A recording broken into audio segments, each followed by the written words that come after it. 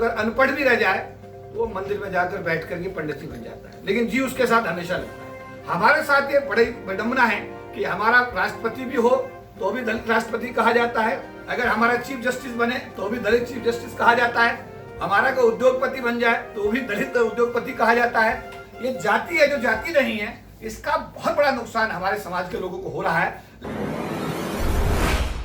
आज खबर जो है वो बड़ी गर्व करने वाली है। समाज को ये सोचना चाहिए, समाज के उन तमाम एक्टिविस्ट, तमाम बुद्धिजीवियों को इस खबर से कुछ प्रेरणा लेनी चाहिए, सीखना चाहिए।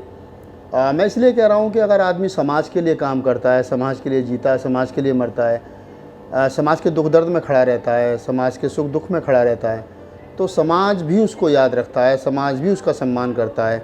आज हम ऐसी शख्सियत की बात कर रहे हैं जिनका नाम है माननीय के.पी. चौधरी साहब।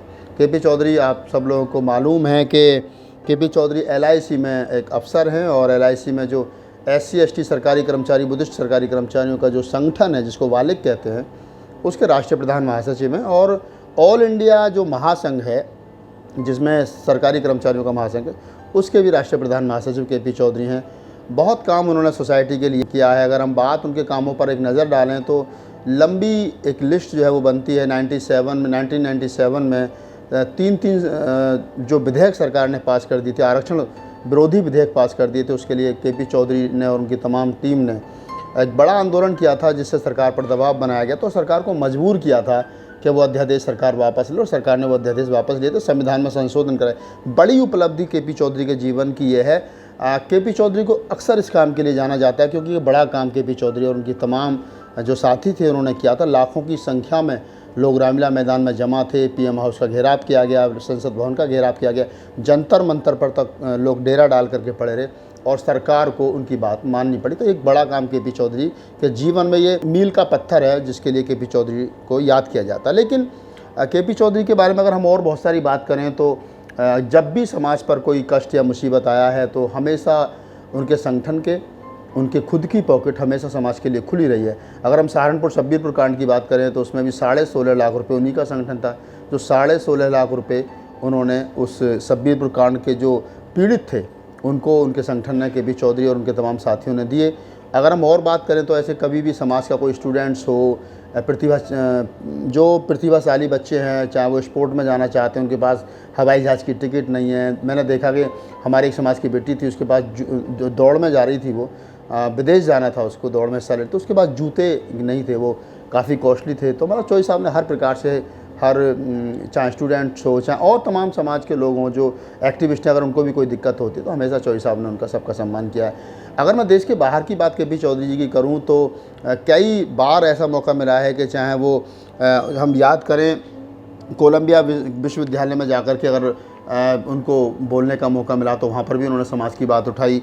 वहीं संयुक्त राष्ट्र संघ न्यूयॉर्क अमेरिका में जाकर के अगर बोलने का मौका मिला तो वहाँ पर भी उन्होंने समाज की बात उठाई। ब्रिटिश पार्लियामेंट में अगर बोलने का मौका मिला तो वहाँ भी दलितों पर हो रही एट्रोसिटी के बारे में, बहुजन समाज की समस्याओं के बारे में सरकार को विदेश में जाकर के अवगत कराया।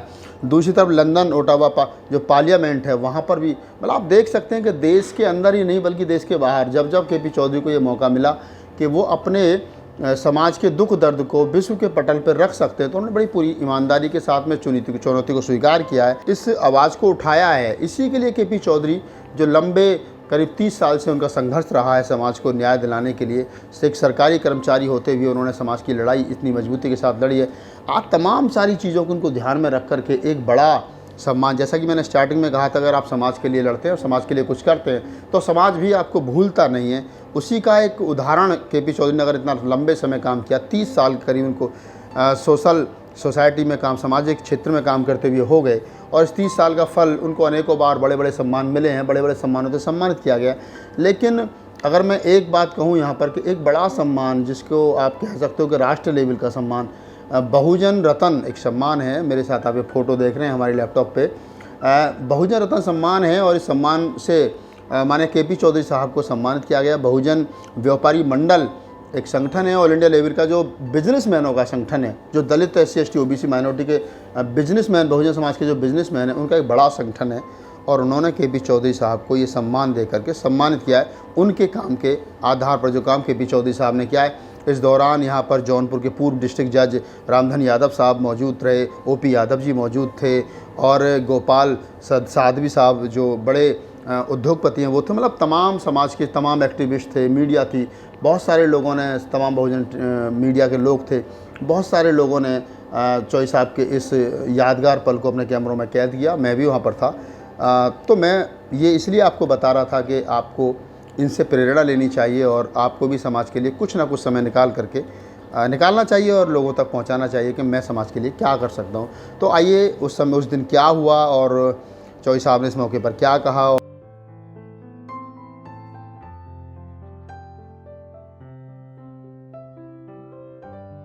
बहुजन व्यापारी मंडल की ओर से मान्यवर केपी चौधरी जी को बहुजन रत्न से यहाँ पर बहुजन व्यापारी मंडल सम्मानित कर रहा है।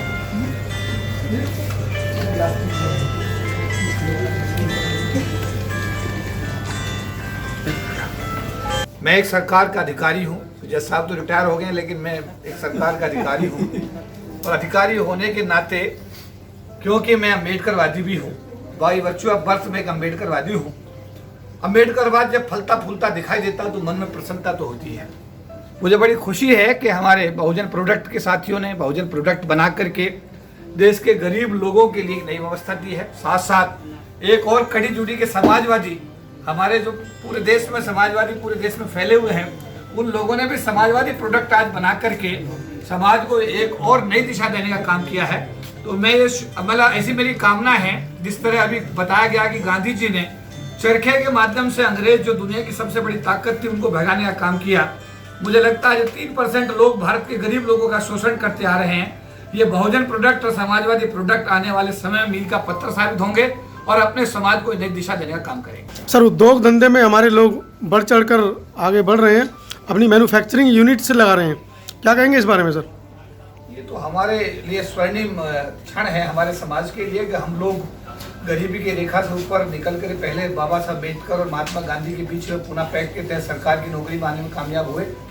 और सरकार की नौकरी में क्योंकि आपने देखा कि निजी क्षेत्र की वजह से सरकारी क्षेत्र अब खत्म हो गया है, तो अब हमारे पास देश में ये ऑप्शन, क्योंकि एग्रीकल्चर लैंड हमारे पास नहीं है और ये बाजार अभी खुला हुआ है। और हम कहेंगे स्वामी रामदेव से हमारे लोगों ने अगर सीख ली है और सीख लेकर के हमारे समाज के लोग अगर उद्योग धंधों में आ रहे हैं, चाहे वो छोटे उद्योग धंधे कर रहे हैं, तो निश्चित रूप से आने वाले समय में हमारे समाज के लिए ये स्वर्णिम क्षण होनी चाहिए, ऐसा मेरा मानना है। और निश्चित रूप से जहां हमारे समाज के लोग गरीबी की रेखा से ऊपर आएंगे और उनमें आर्थिक जो है उनको आज़ादी मिलेगी और समाज एक सबल समाज में परिवर्तित होगा। आपको नहीं लगता कंपटीशन का दौर है, हमारा समाज कहीं रुक पाएगा, टिक पाएगा? क्योंकि जो व्यवस्था है वो अपने आप में बहुत विशाल है।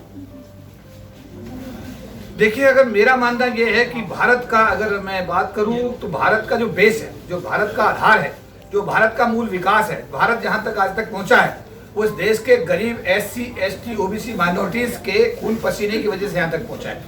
मेरा ऐसा मानना, कोई इंजीनियर सड़क नहीं बनाता, मेरा कोई मानना ये कोई ठेकेदार सड़क नहीं बनाता, मकान नहीं बनाता, कोई मतलब ये है कि जो भी देश का विकास हुआ है, चाहे शहरी क्षेत्र में हुआ है चाहे ग्रामीण क्षेत्र में हुआ है, उसमें इस देश के गरीब बहुजनों का खून और पसीना लगा हुआ है। और मैं इस देश के जो भी विकास आज तक हुआ उसका श्रेय इस देश के गरीब बहुजनों को देना चाहूँगा।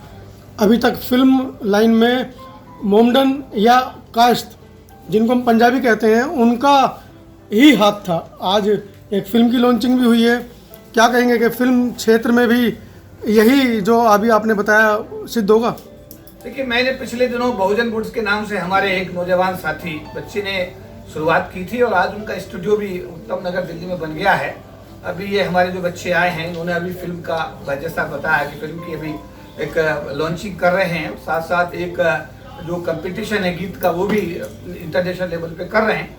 तो हमारी तो हमेशा कोशिश ये रहती है कि हमारे बच्चे आगे बढ़ें, उनको हम जो सहयोग कर सकते हैं। इतिहास में हमने जब भी अगर ये ऑडिशन करेंगे तो इनके लिए भी, जैसे बहुजन वुड्स के लोगों को हमने बच्चों को दिया, मैं सहयोग, इन बच्चों को हम सहयोग देंगे, हर प्रकार का सहयोग प्रदान करेंगे। और हमारे बच्चों में प्रतिभा है, उनको मौके नहीं मिलते हैं, अब जब मौका मिलेगा तो निश्चित रूप से हम हमारे जो बहुजन जो समाज के बच्चे हैं वो एक नया इतिहास बनाएंगे और अपने समाज का भी नाम रोशन करेंगे, देश का नाम भी रोशन करेंगे। और अपना खुद का परिवार का नाम रोशन करें। एक आखिरी सवाल चौधरी साहब के, अभी आपने देखा तो मीटिंग्स हुई हैं, उसमें बहुजन प्रोडक्ट्स और साथ के साथ समाजवादी प्रोडक्ट भी आज लॉन्च हुआ है। एक बड़ी खुशी की बात है पूरे बहुजन समाज और समाजवादी समाज के अंदर कि चलिए समाजवादी जो हमारा समाज है वो भी बढ़ चढ़कर अपने अधिकार के लिए या अपने आप को आर्थिक सुदृढ़ बनाने के लिए इस क्षेत्र में आया है। क्या कहेंगे इस बारे में? मैं तो यही कहूंगा कि सभी बहुजनों को एक ही चीज को अब आज गोद में ले लेना चाहिए, मस्तिष्क में लेना चाहिए, वो है बाबा साहब डॉक्टर भीमराव अम्बेडकर। चाहे कोई देश का शेड्यूल कास्ट है, चाहे देश का शेड्यूल ट्राइब्स है, चाहे कोई बुद्धिस्ट है, चाहे कोई अदर बैकवर्ड क्लासेज है, चाहे माइनॉरिटीज है। और मैं तो कहूंगा कि जो लोग डिप्राइव्ड है, जनरल कैटेगरी है, गरीब लोग हैं जिनको 10% का 10% का आरक्षण दिया गया है, मैं उनको भी इस देश के डिप्राइव्ड लोगों में गिनता हूं। अगर ये सारी आबादी एक साथ मिल जाती है तो जो 3% लोग इस देश की मलाई खा रहे हैं, अंग्रेजों की तरह एक दिन उनको निकालने में कामयाब होंगे और ये देश बहुजनों का देश होगा। मेरा ऐसा मानना है, मैंने ये देखा है क्योंकि मैं देश और विदेश में काफी गया और एक एक व्यक्ति को मुझे देखने का, समझने का, परखने का मौका मिला। मैं डिप्राइव्ड क्लास की बात कर रहा हूँ। डिप्राइव्ड मीन्स समझे बात आप, जो आदमी गरीब है, परेशान है, रोजी रोटी के लिए दिक्कत में है, वो क्या है कि वो वहां, अगर मैंने ये देखा कि एक जरूर अंतर बाबा साहब अम्बेडकर ने स्थापित किया कि उसको एक बात का फायदा जरूर मिलता है कि जब कोई ब्राह्मण ज्यादा पढ़ जाता है तो पहले चीफ मिनिस्टर बन जाता है, प्राइम मिनिस्टर बन जाता है, और अगर कम पढ़ा लिखा रहता है तो कहीं IAS बन जाता है, IPS बन जाता है, इंस्पेक्टर बन जाता है, उससे कम पढ़ा लिखा होता है तो क्लर्क चपरासी बन जाता है, और अगर अनपढ़ भी रह जाए तो वो मंदिर में जाकर बैठ करके पंडित जी बन जाता है, लेकिन जी उसके साथ हमेशा लगता है। हमारे साथ ये बड़ी विडंबना है कि हमारा राष्ट्रपति भी हो तो भी दलित राष्ट्रपति कहा जाता है, अगर हमारा चीफ जस्टिस बने तो भी दलित चीफ जस्टिस कहा जाता है, हमारा कोई उद्योगपति बन जाए तो भी दलित उद्योगपति कहा जाता है। ये जाति है जो जाति नहीं है, इसका बहुत बड़ा नुकसान हमारे समाज के लोगों को हो रहा है। लेकिन अगर हम एक जिम्मेदार नागरिक हैं और राष्ट्र की बात करें तो हमें हर डिप्राइव्ड व्यक्ति की बात करनी चाहिए, वो चाहे किसी भी समाज का हो। और अगर हम भी जाति के आधार पर लोगों को ड्राइव करेंगे तो मुझे लगता है हम में और जो आज लोग ये काम कर उनमें कोई अंतर स्थापित नहीं हो पाएगा। हमारी तरफ से चौधरी साहब को बहुत बहुत बधाई, तमाम बहुजन समाज के लोगों की तरफ से बहुत बहुत बधाई इस सम्मान के लिए, और उम्मीद है कि चौधरी साहब समाज की लड़ाई इसी ईमानदारी के साथ लड़ते रहेंगे और बहुजन रत्न से भारत रत्न तक का सफ़र शायद हम जल्दी तय कर पाएँ। ऐसी मेरी शुभकामना KP चौधरी साहब के साथ है। वो दिन भी दूर नहीं होगा जब सरकार बुला करके उनसे कहेगी कि आप बहुजन रत्न आपको मिला, अच्छी बात है, लेकिन सरकार आपने देश में 85% आबादी की लड़ाई और मानवता की लड़ाई बड़ी ईमानदारी के साथ लड़ी है, इसके लिए सरकार भी उनको पद्मश्री, पद्म विभूषण, भारत रत्न वगैरह जो सम्मान है उनसे भी हमारी ऐसी इच्छा है कि चौधरी साहब को वो सम्मान भी मिलने चाहिए। अगर आपको हमारा वीडियो अच्छा लगा हो तो उसको लाइक कीजिए, शेयर कीजिए, हमारे चैनल को सब्सक्राइब कीजिए और आप देखते रहिए बहुजन मीडिया। जय भीम, नमो बुद्धाय।